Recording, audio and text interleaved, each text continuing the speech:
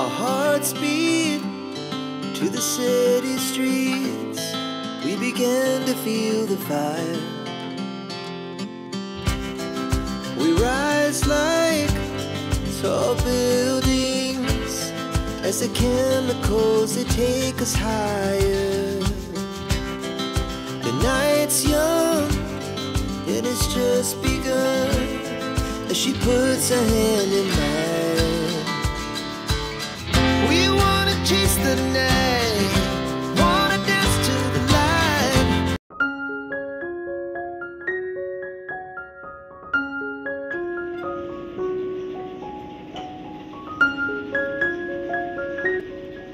Good morning বন্ধুরা, welcome back to my channel. কেমন আছেন সবাই? আশা করছি সবাই ভালো আছেন, সুস্থ আছেন, আর আমরাও ভালো আছি।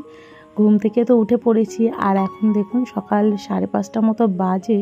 তো এখনই মনে হচ্ছে রোদ উঠে এসেছে, আর সত্যি সকালবেলাটা না খুব ভালো লাগে। আর এরকম যদি সকাল হয়, হালকা মৃদু হাওয়া, আর সকালের ওয়েদারটা সত্যি খুবই মিষ্টি। আর আমার না এরকম সকালবেলায় উঠতে বেশ ভালোই লাগে, কিন্তু প্রত্যেক দিন তো ওঠা হয় না। আর আজকে দেখুন কত রোদ পড়েছে, 5:30 বাজে, আর এখনই রোদ্দুর চলে এসেছে ঘরে। তো যাক, ঘুম থেকে একে একে সবাই আমরা উঠে পড়ছি। আর আজকে একটু তাড়াতাড়ি বাবু আর সোনাকে ডেকে দেবো। তো সোনা উঠতে চাইছে না, তো বাবু উঠে পড়ছে, কেননা সোনার এখনও হাতের লেখা কমপ্লিট হয়নি। যেগুলো ম্যাম দিয়ে গেছে সেটাই ও হোমওয়ার্কটা করবে, একটুখানি বাকি রয়েছে। তো আমায় রাতেই বলেছিল, মা সকালবেলায় আমায় ডেকে দেবে, আমি সকালবেলায় উঠে বাদবাকি হোমওয়ার্কটা করে নেব। তো ওকে তো ডাকলাম, ও উঠলো না। তারপরে বাবু গিয়ে ডাকলো, তখন ও উঠেছে। তো যাক, বরমশাইও ঘুম থেকে উঠে একটুখানি বেরিয়েছে, ওর একটু দরকারি কাজ ছিল, সেই জন্য ও সকাল সকালই বেরিয়েছে। তো আবার চলেও আসবে, ওই মিস্ত্রিদের সঙ্গে কথা বলতে গিয়েছে, ওই বাড়ির মিস্ত্রিদের। তো যাক, এদিকে আমি সমস্ত বাসি কাজগুলো সেরে নিচ্ছি, আর একে একে সমস্ত কাজও আমার হয়েও যাচ্ছে আপনাদের সাথে কথা বলতে বলতে। সকালবেলার ওয়েদারটা না আমার সবসময়ই ভালো লাগে, বরাবরই, শীতকালই বলুন আর গরমকালই বলুন। সকালবেলার যে হালকা মৃদু হাওয়া আর যে সকালবেলার সূর্য ওঠাটা আমার সত্যি খুবই ভালো লাগে। আর কিছুদিন হয়ে গেল ব্রাশগুলো পাল্টাবো ভাবছি, তো হয়েই উঠছিল না। আর গতকালকে বরমশাই ব্রাশগুলো নিয়ে এসেছে। আমাদের 4 জনের 4টে একসঙ্গেই নিয়ে আসা হয়, যখনই পাল্টাই 4 জনের একসঙ্গেই পাল্টে নিই। তো এখানে মা আর বাবার একটা ব্রাশ রয়েছে, ওদের দুজনের দুটো। এটা সবসময় এখানে থাকে, যখন ওরা আসে তখন ব্রাশ করে, কেননা এগুলো এইভাবেই রাখা থাকে, ফেলি না। আমি ঘরে তুলে রেখেছিলাম, তো মা বাবা 2 দিন আগে এসেছিল, তো সেইভাবেই রাখাই রয়েছে। তো যাক, ব্রাশ করেছিল দুপুরবেলায় খাওয়া দাওয়া করার পর। তো এদিকে আমি আমাদের 4 জনের ব্রাশটা নিলাম, আর এই ব্রাশগুলো দেখুন কি বাজে অবস্থা হয়েছে। আর আমারটা যাও বা রয়েছে ঠিকঠাক, ওদের 3 জনের তো একদমই বাজে অবস্থা। তো 4টে ব্রাশ ফেলে দিলাম, আর নতুন ব্রাশগুলো বার করলাম। এখন আমি আর বাবু ব্রাশ করে নিচ্ছি, আর সোনা উঠে ওর হোমওয়ার্কটা করছে ঘরে। আর এখন তো আমার বাসি কাজ সমস্ত হয়ে গেছে, রাতে তো বাসন মেজেই রাখি, সেই জন্য সকালে আমার অতটা চাপ থাকে না এখন বাসন মাজার। আর আগে যখন বাইরে বাসন মাজতাম, তখন আমার একটু সকালবেলায় উঠেই বাসনটা মাজতে হতো, কেননা রাতে তো মেজে রাখার মতো পরিস্থিতি ছিল না, বাইরে সকালবেলায় মাজতে হতো। আর এখন তো ঘরেই মাজি, 1 বালতি জল নিয়ে গিয়ে বেসিনে মেজে ফেলি।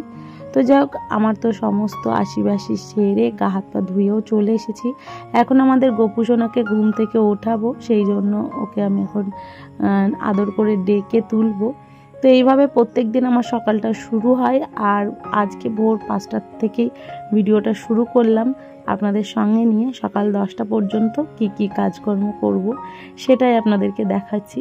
তো ওদিকে গোপু সোনাকে উঠিয়ে দেওয়ার পর এদিকে আমি একদিকে ভাত বসিয়েছি, আর একদিকে ডাল বসিয়েছি, কেননা বরমশাই কাজে বেরোবে, সেই জন্য খাবারটা তো করতেই হবে। আর প্রত্যেক দিন এইভাবেই করি, কেননা যেদিন বরমশাই খাবার নিয়ে যায় না সেদিনকার একটু দেরি করে বসাই, কিন্তু প্রত্যেক দিন সকালেই রান্না করার চেষ্টা করি, কেননা এই গরমে যত তাড়াতাড়ি পারি রান্না বান্না করে রেখে দিই, আর নিজেও ফ্রেশ হয়ে যায়।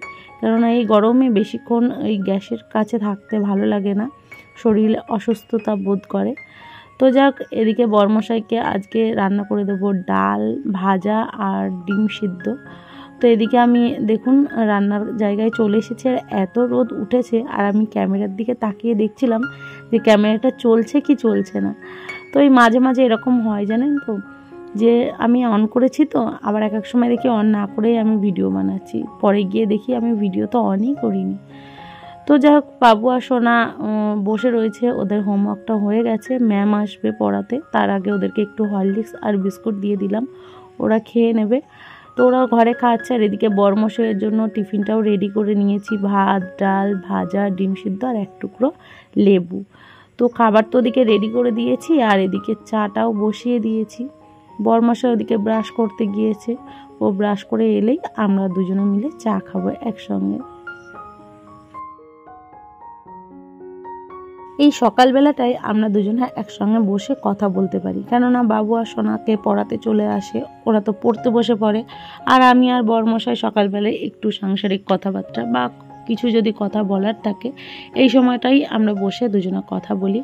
আর সারাদিন তো বরমশাই ব্যস্ত থাকে ওর কাজকর্ম নিয়ে, আর আমিও আমার সংসারের কাজকর্ম নিয়ে ব্যস্ত থাকি, সেই জন্য সকালবেলাটা না দুজনের সময় দেওয়ার চেষ্টা করি, আর আমার ভালোও লাগে, একসঙ্গে বসে চা খাওয়াটাও হয়ে যায় আর এদিকে আমাদের কথাও হয়ে যায়।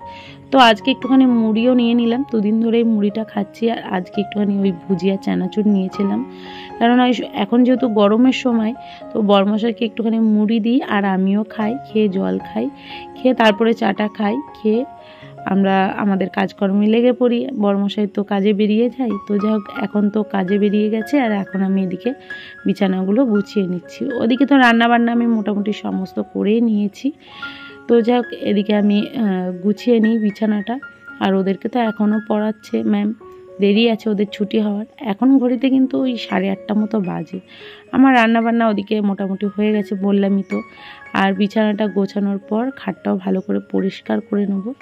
ভাবছি কি খাটটা মিডিলে নিয়ে আসবো, কেন বলুন তো, এই সাইডে না খুব গরম লাগছে, কেননা একদম জানলার পাশে একটু যে বেলা গড়িয়ে আসে 2:30-3টের দিকে, সূর্যটা একদম ডুবে যায় যখন পশ্চিম দিকে চলে আসে, তখনই না রোদটা ভীষণ খাটের ওপর আসে, আর এই জানলা দিয়ে রোদ চলে আসে, তো তখন বিছানাটা ভীষণ গরম হয়ে যায়, আর একদমই বসা যায় না বা শোয়াও যায় না।